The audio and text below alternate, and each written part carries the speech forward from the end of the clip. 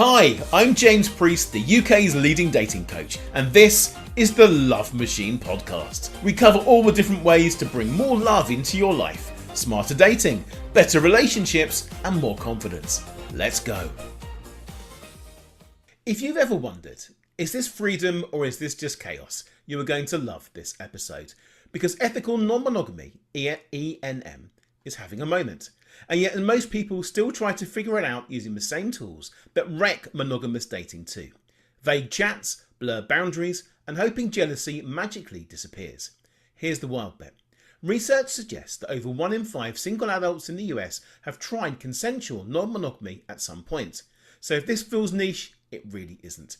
And today I am joined by the absolutely fantastic Daniella Guimaraes, curator of Velvet Ties, a social club, events brand, and what she calls the world's first ENM matchmaking service. And I love her approach. It's not just about collecting partners, it's about doing relationships properly. Consent, honesty, and communication, with the awkward conversations happening up front, not after someone gets hurt. We're going to get into how ethical non-monogamy matchmaking actually works, what monogamish actually looks like in real life, the most common mistakes people make when they open things up, and how to build something that feels exciting, secure, and respectful all at once. Daniella, how are you doing? Hi, I'm so excited to be here. Thank you for having me. I I'm doing good. Wonderful. I'm really excited to have you. This is quite an unusual topic for the podcast today. I've touched upon it before, but you're an absolute expert, and I love what you're doing. And I said this to you off the podcast as well. Your brand is absolutely awesome, Velvet Ties. All the different things that you're trying to do and you're bringing together. And I know there's an absolute massive demand for this. So the obvious question to you, how did you get into this? Right, so this is a funny one. So, in a past life, I used to model, and the Okay. pandemic hit. I had nothing to do. There was no travels, no fashion industry, and so I needed a pivot. I had a lot of friends, and they were mostly single. For some reason, they thought I had beautiful people to match them with, right? Because, as a model, you would have model friends. And by the 20th person I think that asked me, I said, fine, I'll do it, but you'll have to pay me for it. And at the time, I was in an open relationship. So the people asking me were trailing towards the non-monogamy side of things. So the Velvet Tie was born from just really friends asking for help in their dating life. Amazing. So why Velvet Ties? I think velvet just for the texture. I'm a very texture-oriented person. Hmm. And the ties as in like ropes and alludes to shibari and also, a velvet rope at the entrance of a club or something, means exclusivity. So it's just like a combination of different feelings. I love the name. It's so cool. It ties in really, really well. Literally, Velvet Ties. Velvet ties in really well, I should say. Now, I work with many matchmakers around the world, and I would have thought that what you're doing, as amazing as it is in terms of a niche, there aren't that many people that want to maybe pay money in order to have a serious relationship out of this. Because the perception of this is people have open relationships. They want to have relationships with lots of different people. They want to involve as many as possible. But that's not always the case, is it? Oh, so there it's a spectrum, like most things. And it starts with monogamish, as you mentioned. And a lot of people want something that resembles monogamy, a firm primary partnership with a lifelong, idealism, and they want some flexibility or just even the ability to talk about desires and wishes and hopes and attractions. So it's you don't have to fit into a box. What I love about this is exactly you can make it be exactly what you want to. You can tailor it specifically for your relationship. You can be as open as you want it to be or as closed as you want it to be. And it can vary at any point of the relationship. It doesn't just because you start it one way doesn't mean it has to end that way. It can fluctuate. Okay, so it's a sort of work in progress. It's an adventure, should we say? Well, isn't life that way? Absolutely, and I fully support that. Life has to be an adventure, or it gets very boring and it gets very dull, which is partly the reason I think people are turning to maybe alternatives nowadays rather than conventional monogamy, because everyone's sick to death of going on the dating apps, getting disappointed, meeting the wrong people. People are getting married later and later, having children later and later. They're prioritising more the adventure and the fun now more than ever. And I'm guessing that you're seeing that yourself because that's what your business is. So, what do you encompass? You do matchmaking, you do events. What does it look like if someone becomes a member? Yeah, so I do big international events, group travel, because I think since the pandemic, people are really looking for in-person, intimate, high-quality connections. Nobody wants to talk about the weather anymore. They want really to just dive in and just open their hearts. So we build events around sports where, you're moving around and there's no awkwardness. Last year we did an amazing ski trip to Japan. Japan is a real thing.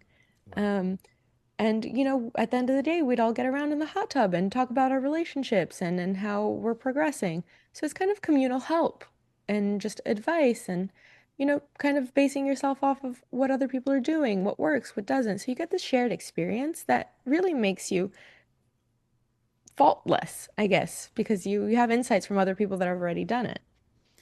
when you say you all jumped in the hot tub together, are you talking sort of like play parties? Are you talking everyone's naked? Is it everyone's in bikinis? How does it work? Because people that don't know, what exactly is this? Well, in this specific case, I think most people jumped in naked, Yeah, just because they can. It's optional. yeah, Um, but the hot tub sessions were more for talking than for playing.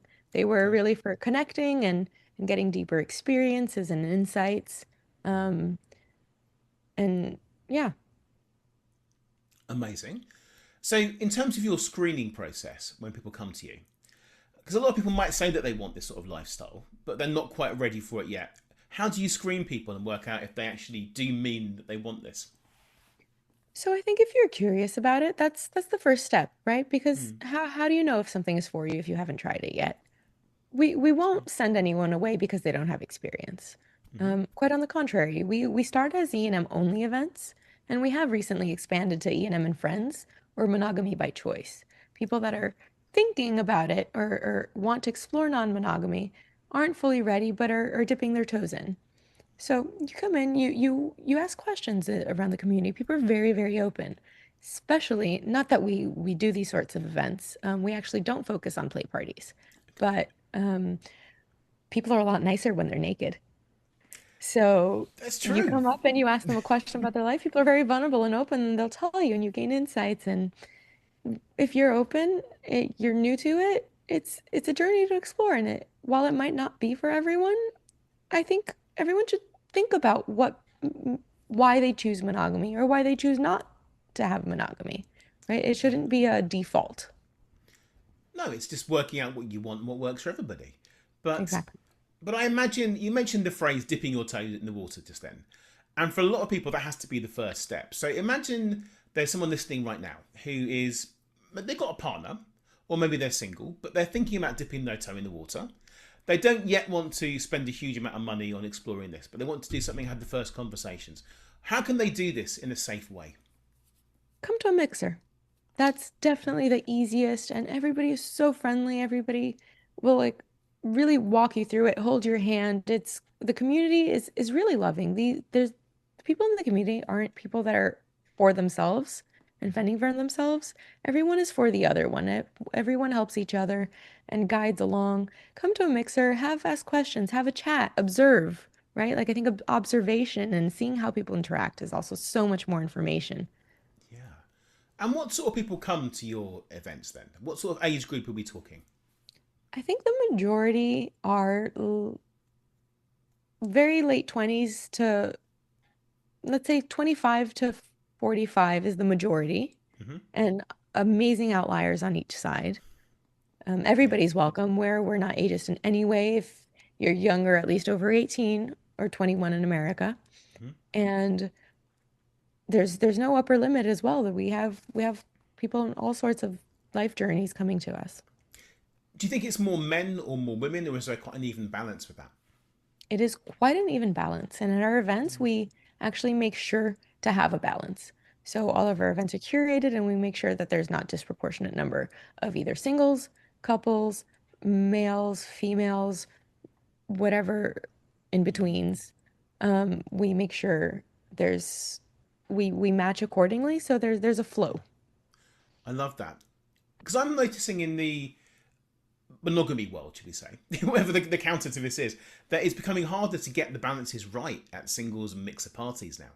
Because the younger events, you tend to have more women that want to go, so more men that want to go to the younger ones. And in the older ones, you tend to get more women. So there's an imbalance there, and it doesn't really work out. It's a bit of a struggle. So I'm noticing that. And it's always been there, but I find it's a bit of a problem. But so it's good to know you're getting your balances right. I suppose you just have ratios and how many tickets you sell, and then you balance it that way.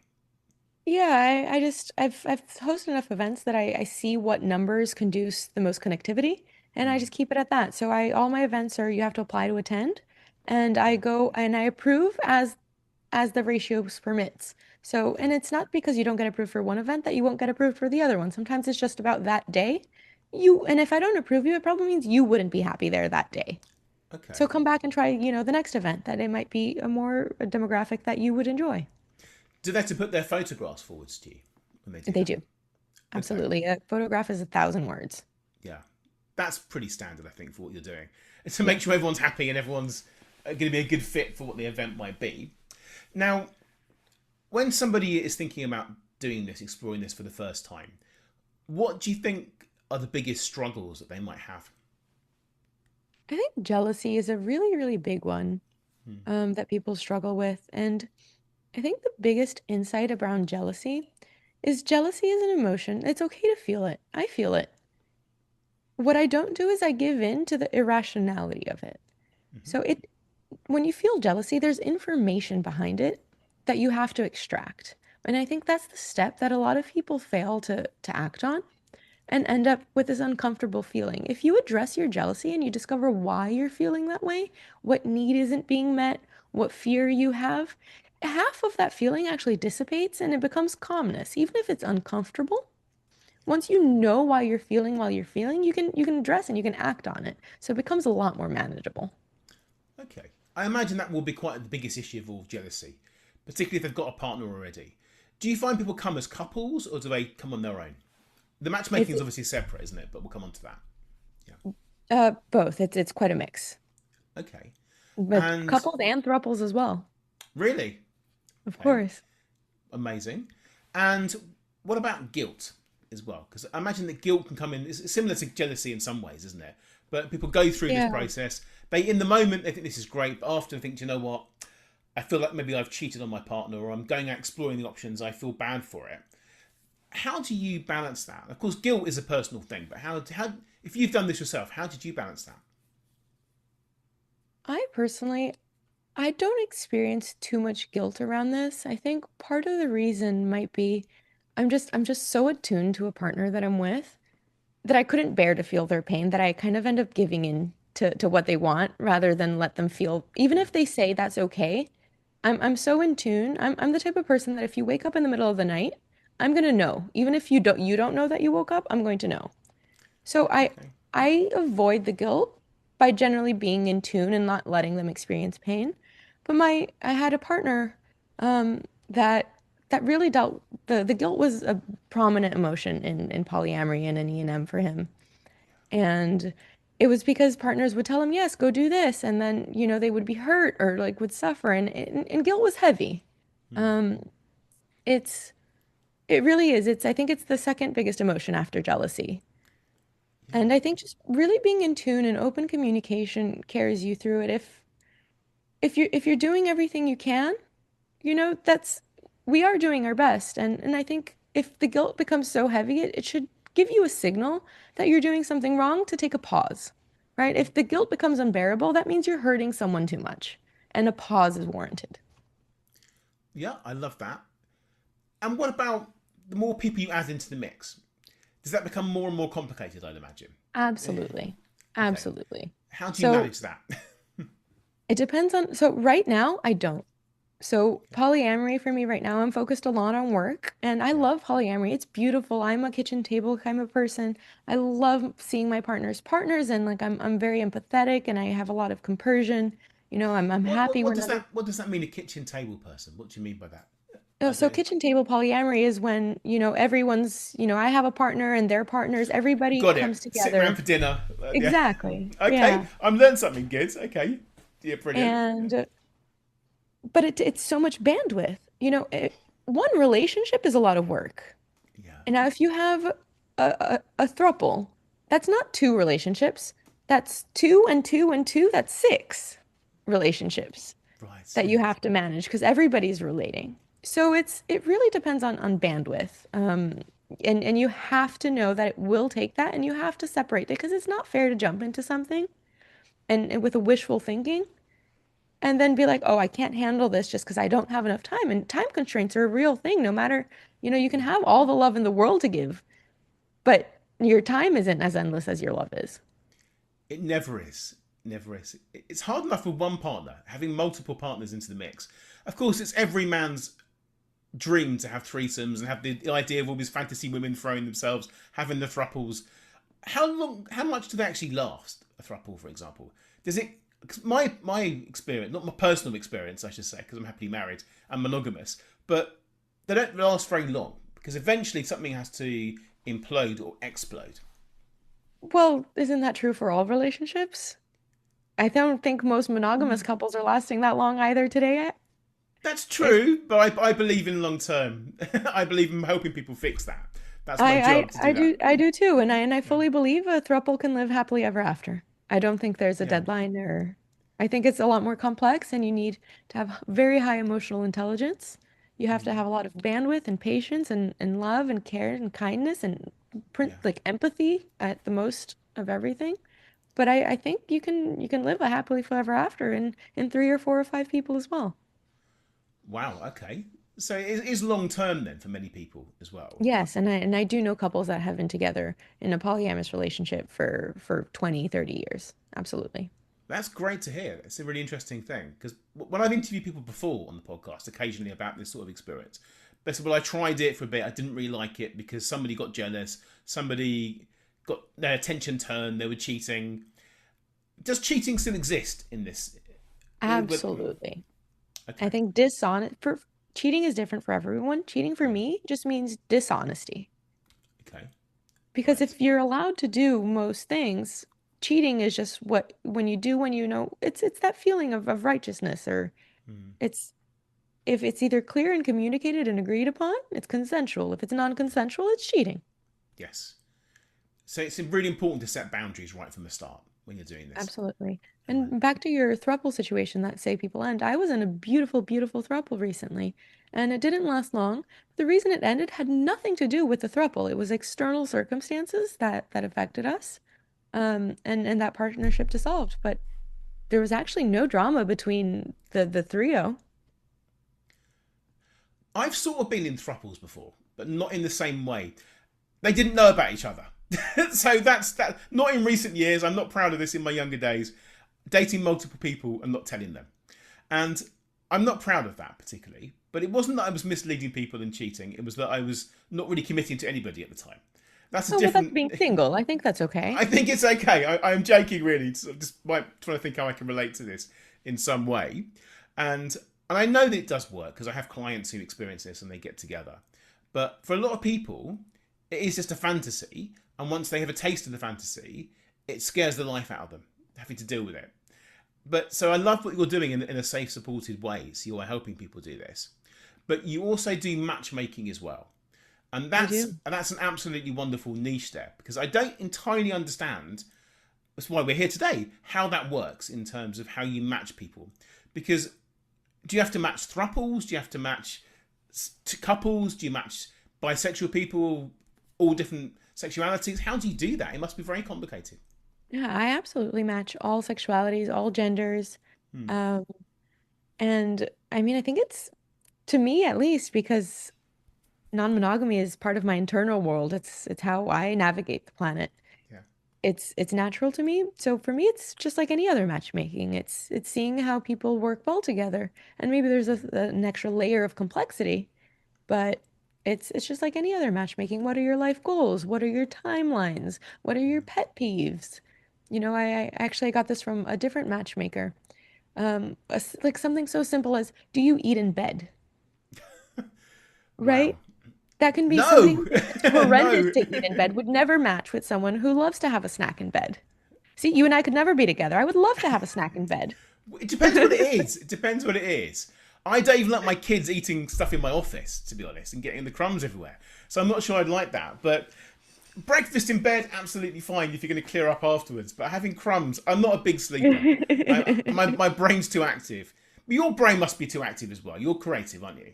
So, do you actually sleep well, or does your I brain? sleep like a baby. Do you? That's one problem I don't have in my life, knock on wood. Wow. I hit the bed and I'm great in bed. I'm fantastic in bed. I hit it and I sleep like an angel. I put that on someone's dating profile. The same line. I'm great in bed. I sleep 12 hours a day. I put that on someone's dating profile. It got a laugh on there, but the person I was dealing with didn't understand what it meant, so it was a waste of time. But great, Oh, it's a great line, isn't it, overall? Which sort of leads me on. We're talking about in bed now. So we're talking about everyone has a different level of comfort when it comes to intimacy as well. So when you are working with people as a matchmaker, do you discuss that? What their sexual desires might be, what they're open to? Do you discuss that, or is that not important in the early stages? absolutely. No, I actually find it of utmost importance, and it's mind-blowing to me. Mm, Most other matchmakers that I have worked with don't talk about sex at all. yeah. And I'm like, how do you match someone for a lifelong partnership and you don't even ask about sex? And Mm, hey, let's be clear. There's some people, if you go from 1 to 10, hey, how important is sex to you? One, then great. We don't have to dive deep, but you want to sure. match them with someone also whose interest in sex is 1 out of 10. Imagine Yeah. everything being perfect, but one person doesn't care about sex and one person needs it every day. Do you think everything else being perfect, that relationship's going to work out? It's most likely not. At least not in monogamy. In non-monogamy, you can address it now with supplementing sex with other partners, of course. But then it comes Yes. like how open are you? How okay are you? How frequently are you okay with your partner having sex with someone else if you're not interested in that? Maybe you don't know until you try. Like you said at the start of this, maybe you don't know, but you're absolutely right. That's why I asked the question. I think it is really, really important, sort of, when it comes to chemistry as well, because people's sex drives are all different stages of life, what they're open to, what their boundaries are, and what they're comfortable with. Because some people, they want to hold hands in public. Some people don't want to do that. So working that out from the matchmaking process, I think, is really important. But maybe because it's a British thing, but no matchmakers I know will ever ask those questions. They Yeah, won't do it. and I separate sex from intimacy, by the way. So on my Yes. questionnaire, I actually have a specific question, and it is framed around sex as well, but it's an intimacy gauge, which is how do you like to have sex? How much intimacy do you need? Are you an eye-gazing person? Do you prefer to disassociate? Are you someone who likes to share everything and keep no secrets? Are you someone that if your partner doesn't share every detail of their life with you, you're going to be in pain and feel left out? Or are you someone who's okay with, some emotional distance within a partnership? So I think intimacy exists within sex, but is also a very big topic outside of sex. Very much so. Are you an eye gazing person? I am. I thought you Absolutely. were. I'm That's why I asked the extremely, question. extremely high intimacy. I thought Yeah. you would be. That's why I'm asking. Because Yeah. I can read people. It's my job to do that. I just happen to guess that, which is good. I think it's important. I think I send people to maybe sort of tantric events sometimes and for eye gazing. It's a great way to form a connection with somebody. And for most people who are going down this path, I imagine that intimacy in that way, at least that connection, is the most important part of this, making the connection with somebody. Because if someone hasn't got the connection, then there's no point doing this, is it? It could just be going and having a one night stand somewhere. But people that are going to come to you for matchmaking, they're serious about this. They want this. They're willing to invest, willing to find someone to let them do it. When you match people, how much information do you give them about the person? Do you show photographs? Do you give them a description? Do you let them get on with it? What do you do? Absolutely. So I don't believe in blind dates. Yeah. Um, I know a lot of other people do, and that's just my opinion. Yeah. I don't need to be right or wrong, but I give as much information as I can. So definitely a photo or two. I give timelines. I think one of the biggest deal breakers is timelines for marriage and kids. Yeah. The obvious basics. And then also, like, do you like to live in one house? Do you like to live in multiple cities? Are you someone that goes to the office every day? Are you someone that works from home? So I think that like these more modern challenges are something that are popping up that people don't really think about because someone who works from home and loves the flexibility, then sometimes takes a month and works from the beach somewhere, might not be so happy with someone who has to go to the office every day, can only take 2 weeks, 3 weeks off a year. So I think these like smaller details are also very important. I definitely agree with that. When I work with people, myself as a coach for the starting time, I always work out what their life goals are, what they want to have from this. Because it's important. There's no point wasting time with someone that isn't aligned to you in that way. It's good. And people want to live in different places, want to have kids. Some person might be a country person, one might be a seaside person. It's important to work that out. There's always going to be balance and working out and compromises, but matching people is really, really important in that way. What are the most common misunderstandings and misconceptions that people have about ethical non-monogamy? I think the widest misconception is that people that are interested in ethical non-monogamy or polyamory are mostly about sex. Yeah. And I know so many asexual or demisexual people in this space. Okay. And so it's really about human connection.